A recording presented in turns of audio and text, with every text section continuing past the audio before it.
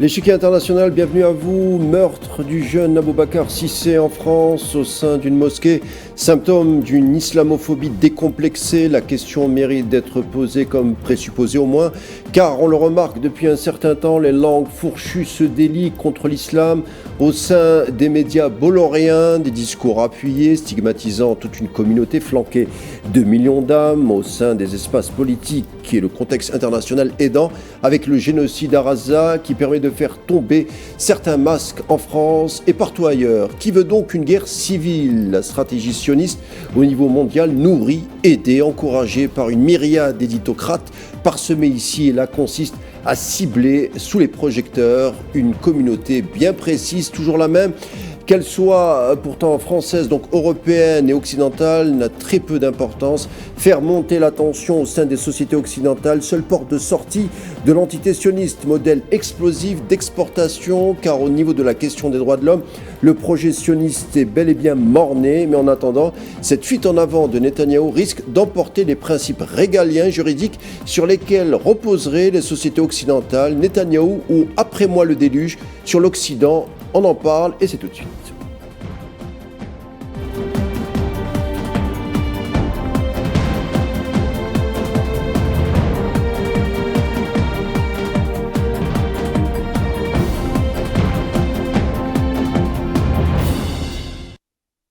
Et pour parler de l'ensemble de ces sujets, leur écho, surtout au sein des médias occidentaux, notamment français, également au niveau du domaine juridique, j'ai le plaisir d'avoir avec moi ce soir Michel Collomb, qui a accepté gentiment notre invitation. Pour ceux qui ne le connaîtraient pas, ils sont peu, j'en suis certain. Michel Collomb est journaliste, essayiste belge, fondateur du collectif Investigue Action. Depuis plusieurs années, il analyse les stratégies de guerre et de désinformation. Il a travaillé notamment sur le dossier de la Libye, également l'Irak. Il est l'auteur de nombreux ouvrages comme Attention médias ou Israël, parlons-en, entre autres. Est-ce que Michel Collomb est avec nous ? Oui, je suis avec vous. On a eu quelques petits soucis techniques. J'espère que vous m'entendez bien. Je vous entends très bien. On est heureux de vous voir enfin et heureux de savoir que les soucis techniques ont été solutionnés. Alors bienvenue. Alors Michel Collomb, pour commencer, vous avez un cas d'étude actuellement en dépit du drame qui a frappé les proches de Aboubacar Cissé, musulman malien tué dans une mosquée du Gard au sud de la France avec 50 coups de couteau. L'auteur s'est finalement rendu alors qu'il était en fuite en Italie. Une information judiciaire en France a été ouverte pour meurtre avec préméditation et à raison de la religion. Le caractère islamophobe de l'acte criminel est retenu ici, Michel Collomb. Oui, c'est tout à fait reconnu et avéré. Le Premier ministre en a parlé. C'est très frappant que le ministre de l'Intérieur, Retailleau, qui est vraiment un va-t-en-guerre et un islamophobe, n'a pas trouvé une minute pour réagir et condamner. Et je dois vous dire, j'en parlais il y a une heure avec Saïd Bouamama, mon ami algérien qui travaille à Lille et qui travaille avec nous. Et tous les deux, nous disions, on savait que ça allait arriver. On sait que ça, c'est la première victime. Enfin, il y en a déjà eu, mais c'est maintenant la victime de cette recrudescence de l'agressivité islamophobe. Et c'est vraiment très, très grave. Un ensemble de choses qui se passent en France. Le régime français est en train de dégénérer à toute allure. Il faut vraiment une réaction parce que il va y avoir d'autres drames du même genre, ça c'est certain. Alors, l'auteur de l'acte criminel à Grande-Combe, à côté d'Alais, est un Français prénommé Olivier, d'origine bosnienne. Alors, on s'est aussi interrogé sur l'ambiance délétère qui aurait encouragé le passage à l'acte. Deux exemples, et vous allez me donner votre avis, Michel Collomb. Tout d'abord, les articles de la journaliste du Monde, Ariane Chemin. Elle rapporte qu'Emmanuel Macron aurait dit en 2023, devant son ministre de la Santé, Aurélien Rousseau, que les problèmes, alors je cite, que les problèmes des urgences dans ce pays, c'est que c'est rempli de Mamadou. L'Élysée, à l'époque, avait réagi en diffusant un démenti, fermé absolu. Bon, c'est très bien. Et un second exemple, après l'acte meurtrier, vous en avez parlé, il s'agit de ministre de l'Intérieur, Bruno Retailleau, ministre de l'Intérieur et des Cultes, qui 2 jours a mis 2 jours pour se rendre à Alais, donc 2 jours après le drame en question. Il n'est même pas allé à la mosquée où a eu lieu l'acte criminel ou le drame, mais à la préfecture pour s'enquérir de l'enquête officiellement au moins. Mais écoutez, il est directement responsable de ce qui est arrivé. C'est quelqu'un qui excite la haine contre les Arabes et les musulmans en France, contre votre pays, l'Algérie. Tout ça est vraiment fait partie d'une offensive guerrière. On sait que la France maintenant, président Macron, il se rêve en Napoléon IV, il a envie d'avoir sa guerre, il a, je pense, estimé que c'était la seule manière d'enrayer sa chute de popularité, parce qu'il faut le dire quand même, c'est quelqu'un de complètement discrédité, détesté. Il a fait tirer sur les gilets jaunes, sur des syndicalistes, sur des retraités. Il est responsable de blessures et de handicaps à vie de beaucoup de gens. Et donc, vous avez sorti cette phrase de Macron, on pouvait sortir aussi celle de Manuel Valls, un prédécesseur Premier ministre, qui avait dit en allant sur le marché de sa propre ville, le problème c'est qu'il y a, si on a un ou deux Algériens ou Africains noirs, ça va, mais s'il y en a tout plein, ça va pas, il faut les enlever des photos. Et donc, on est dans un régime colonial, moi je n'arrête pas de le dire, on est sur le plan international et intérieur dans un régime colonial avec tout le mépris, l'arrogance et la haine en fait que ces gens encouragent.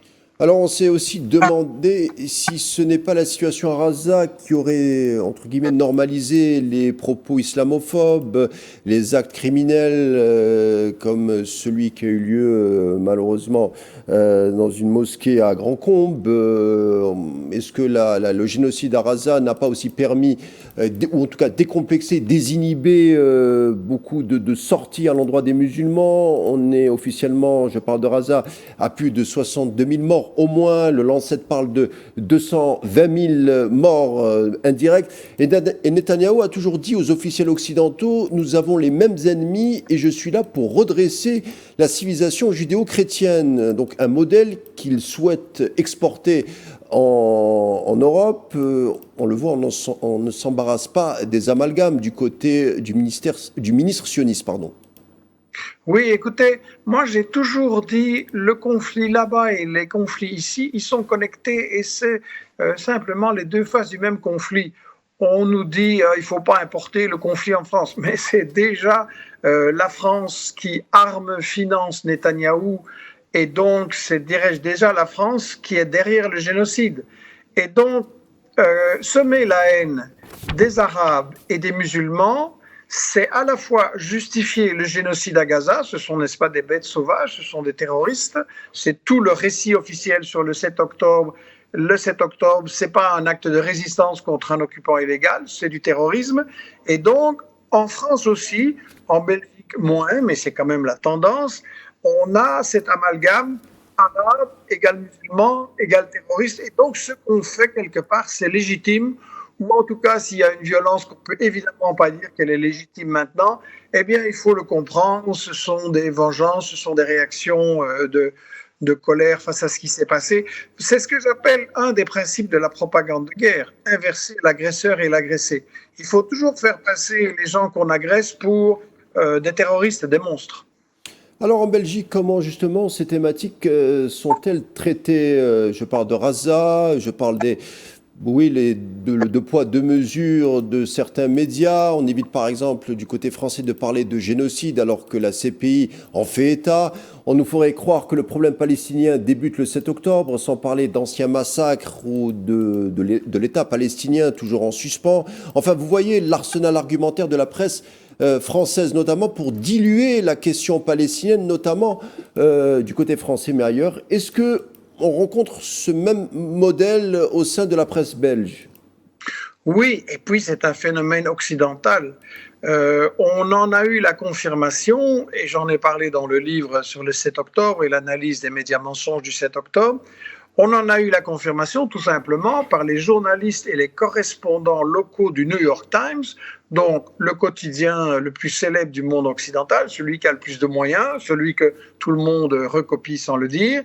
Et donc, on en a eu les confirmations parce que j'avais indiqué ça dans mon livre écrit avec Jean-Pierre Boucher. On nous a notamment sorti le thème le Hamas, on ne parlait jamais des autres groupes, alors que toutes les milices de la résistance palestinienne ont été en unité d'action militaire, le 7 octobre et maintenant, on nous disait, voilà, le Hamas a violé des femmes systématiquement, c'était une stratégie, etc. Le New York Times a publié un récit bouleversant là-dessus, avec l'interprétation du viol soi-disant d'une victime, et les propres journalistes et correspondants locaux du New York Times ont fait un communiqué de protestation contre l'article de leur propre journal en disant qu'ils ne respectaient pas la déontologie, que ces journalistes, entre guillemets, inventaient. Et ils ont à cette occasion signalé que leur direction du New York Times leur interdisait d'employer les mots génocide, apartheid et nettoyage ethnique, et qu'on devait réserver le mot massacre à des Israéliens victimes et jamais l'employer pour des Palestiniens. Vous voyez, dans le plus prestigieux, le plus chic des journaux occidentaux, on a la preuve que ce mensonge obéit à des directives. Alors, les autres journaux sont plus prudents, mais on le sait, le traitement est beaucoup plus que 2 poids et 2 mesures. Le traitement, c'est presque invisibiliser le génocide et en tout cas semer le doute sur ça. Je ne veux pas dire que tous les journalistes sont malhonnêtes et qu'il n'y en a pas qui essayent de faire leur boulot, bien sûr, mais on les empêche de présenter la véritable image de ce qui se passe là-bas. Vous parliez des supposés actes de viol qui auraient eu lieu dans le kibbutz de Be'eri. On a su que des militaires sionistes avaient intoxiqué nombreux journalistes américains. Alors, faisons un autre parallèle, toujours sur ce même fond du génocide à Gaza. En France, on a incarcéré des militants pro-palestiniens, comme cette femme, par exemple, de 34 ans, pro-palestinienne de Nice, figure militante, donc bien connue, mise en détention depuis le 19 septembre pour apologie, entre guillemets, du terrorisme. Elle a été condamnée le 4 novembre à 3 ans de prison, dont un ferme sous bracelet électronique pour des messages publiés sur les réseaux sociaux. On a par exemple le cas de Rima Hassan, eurodéputée de LFI, qui a été auditionnée pour des messages tronqués sur le Hamas. Son avocat avait dénoncé un usage abusif. Est-ce que tout simplement la criminalisation de la solidarité pour la Palestine est effective en Belgique comme elle peut l'être en France ? Non, ça va moins loin et moins vite. Il y a de l'intimidation, il y a des menaces. Mais la France est totalement en pointe en Europe sur cette question-là. Bon, l'Allemagne, la Grande-Bretagne, c'est pas mal aussi, si j'ose dire, mais la France, c'est beaucoup plus grave. Et vous savez, je crois qu'il faut le connecter. Macron, je le répète, est un président discrédité et détesté. Il a un taux de popularité qui s'enfonce dans la cave. Et donc, il est obligé de trouver des ennemis, d'employer la tactique du bouc émissaire. Et comme il est directement responsable du génocide à Gaza, il fait justement ce que je disais il y a un instant, l'inversion de l'agresseur et l'agressé. Et il attaque les gens en disant « vous faites l'apologie du terrorisme ». Alors, il faut savoir que quand il a commencé cette chose-là, moi j'ai fait une petite vidéo de 2 minutes en disant « Monsieur le Président, arrêtez-moi ». Parce que moi aussi, je dis que le 7 octobre n'était pas du terrorisme, mais était une réaction militaire, une opération légitime contre une occupation qui, elle, est illégitime et illégale. La Cour pénale internationale vient encore de le dire, donc c'est Macron qui est hors la loi là-dedans. Bien entendu, il ne m'a pas arrêté. J'ai dit soit vous m'arrêtez, soit vous débattez. Évidemment, il ne veut pas les deux. Il ne veut aucun des deux parce qu'il ne veut pas qu'on discute sur la réalité. Et je pense que ce qui se passe en France est extrêmement grave. On a interrogé Rima Hassan, députée, pendant 11 heures, sans pause.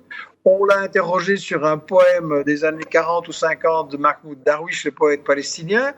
On va bientôt brûler des livres et mettre des gens en prison pour avoir écrit la vérité. Et donc, il faut une réaction d'urgence, une réaction collective. Et ce que moi je dis, c'est qu'il faut que la peur change de camp. Il faut qu'on inculpe les gens qui, dans le régime Macron, intimident et en disant « vous faites l'apologie du terrorisme », eh bien non, c'est vous qui faites l'apologie du génocide et vous essayez de fermer la bouche à ceux qui le disent. Et vraiment, on doit prendre ce problème très au sérieux, sinon on va se retrouver avec des prisons françaises pleines de gens et la liberté d'expression totalement supprimée. Alors, je l'ai dit en début d'émission, vous êtes un observateur des médias. Emmanuel Macron, le président français, ça a été rapporté par la presse hexagonale qu'il se pourrait qu'en juin, il fasse un pas envers la reconnaissance de l'État palestinien. Comment prendre cette information? Macron, c'est le champion du en même temps, hein. Il vous dit le blanc et le noir en 10 secondes de temps. Et là aussi, il sait qu'il y a de grandes manifestations en France, que les gens considèrent Netanyahou comme un boucher criminel. Et donc, il fait de l'opération psychologique pour se dédouaner. Et dans cette opération, il y a un piège. Il veut travailler avec les Saouds pour essayer de corrompre quelques Palestiniens avec des dollars. Et il veut que cette opération serve à écarter le Hamas et tous les mouvements de résistance de Gaza. Et il veut en fait essayer de prendre un contrôle néocolonial sur Gaza. Alors Trump est venu avec son projet ridicule de Riviera. Macron fait un peu plus subtil, mais au fond c'est la même chose. Alors, encore un mot sur la criminalisation de la solidarité pour la Palestine en France. On se rappelle également du docteur britannique Hassan Abou Sita, chirurgien de guerre, recteur de l'université de Glasgow, qui a travaillé à l'hôpital Shifa en opérant des victimes du génocide palestinien, qui a été interpellé à l'aéroport en France alors qu'il venait à l'invitation du Sénat français. On a également l'exemple de Mehdieh. J'ai du mal à peut-être. Alors, c'est Mehdieh, exactement. Mehdieh Isfandiari, universitaire iranienne, linguiste, résident sur le sol français, à Lyon exactement, et emprisonné en France pour son engagement en faveur de la Palestine. On a même empêché sa famille d'entrer en contact avec elle. Les autorités françaises ont refusé pendant un mois entier de fournir des informations au ministère iranien des Affaires étrangères. Et puis dernièrement, le 22 avril dernier, on a Shahin Hazami, journaliste pro-palestinien, en tout cas qui fait un travail de fond sur les victimes de Gaza, qui a été interpellé à 6h14 du matin. Des policiers cagoulés ont enfoncé la porte de son domicile sous les yeux médusés de son épouse et ses enfants âgés de 1 et 3 ans, sans que des motifs précis de l'intervention ne soient communiqués sur le moment. Alors on le voit, Michel Collomb, la justice française, la police française semble interpeller toujours le même profil, alors qu'on a d'un autre côté un Enrico Macias, pour ne citer qu'un petit exemple, qui en a appelé au, entre guillemets, dégommage des militants de Mélenchon à la télé. On a la chroniqueuse Barbara Lefebvre qui a dit qu'il faut vider Gaza de ses habitants. Pourquoi on se tait d'un côté face aux apologistes du génocide et d'un autre on harcèle les pro-palestiniens? Écoutez, c'est du terrorisme judiciaire, il n'y a pas d'autre mot. Étant donné que Macron ne veut absolument pas qu'on discute sur les faits, qu'il se refuse à condamner le colonialisme qui est par définition illégal et un colonialisme de peuplement, donc génocidaire, il est encore plus, il est complètement monstrueux. Macron veut faire peur à tous les gens qui le dénoncent. Et donc, nous sommes tous dans le collimateur. C'est quelque chose qui doit être clair. Je voudrais dire que j'ai rencontré Shahin Hazami, je le connais personnellement. C'est un jeune journaliste indépendant, très courageux, qui fait effectivement un bon travail. Et ce que Macron, parce que les ordres viennent de l'Élysée, a ordonné, c'est complètement criminel et terroriste. On aurait pu le convoquer au commissariat, l'inculper, ça aurait été tout aussi illégal et faux, mais en plus on ajoute une note sadique pour terroriser devant des jeunes enfants, c'est absolument honteux. Donc il faut bien le dire, Macron est en train de tomber dans le terrorisme juridique à propos de Gaza et on doit avoir une réponse. Je salue le courage de Shahin et de sa famille qui l'a bien défendu.